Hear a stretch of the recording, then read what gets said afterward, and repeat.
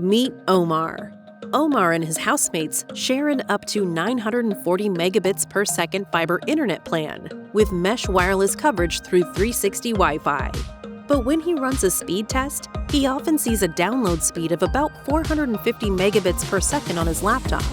Knowing why starts with understanding how internet and Wi-Fi bandwidth and speed work.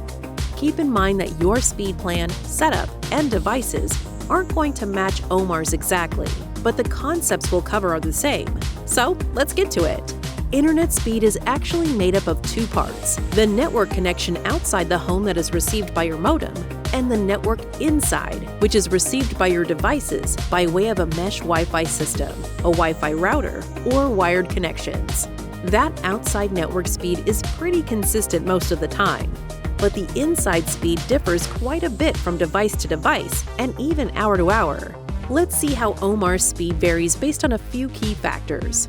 When Omar plugs his laptop straight into his primary pod and turns off as many other connected devices as possible, his test speed is close to the incoming network speed, 930 megabits per second. Now, when Omar switches from Ethernet to Wi-Fi, even standing just a few feet away from the Wi-Fi pod, he gets a download speed of 520 megabits per second.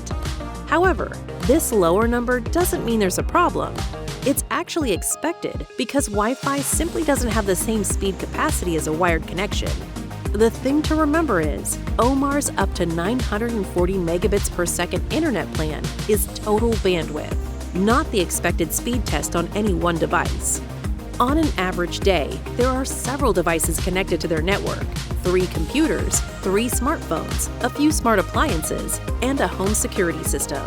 With 2 members of the household working from home full-time, the speed test on Omar's laptop during the day shows 450 megabits per second.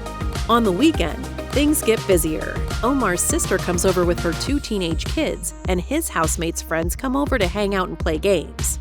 So at one moment, there could be as many as 3 computers, 6 smartphones, 2 tablets and an e-reader, a gaming system, and 2 streaming devices all running at the same time. The speed tested on Omar's laptop goes down to 325 megabits per second.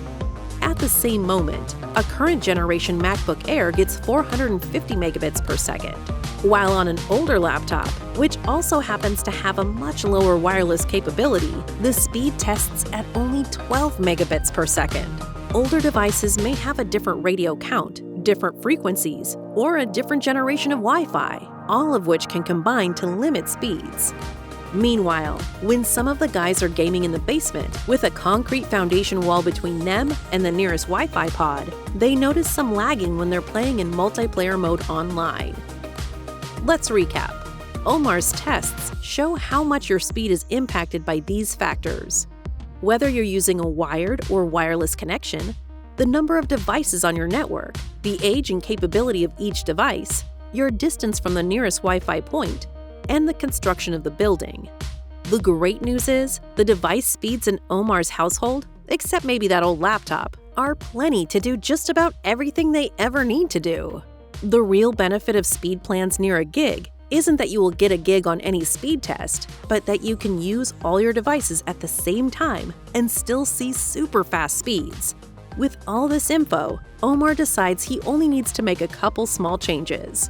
Using the Quantum Fiber 360 Wi-Fi app, he moves one of the Wi-Fi pods to the basement, providing a stronger signal to the TV and gaming system on that floor without being blocked by dense walls or floors.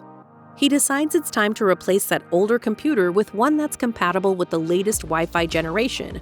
He decides to connect his work computer to the main pod with an Ethernet cable. This way, he ensures a fast and stable connection for video conferencing throughout his workday, without having to pull on the wireless network. We hope Omar's examples have helped you learn more about your own internet bandwidth, device speeds, and a few ideas for optimizing. For more on getting the most out of your internet, visit www.quantumfiber.com/support/speed-performance.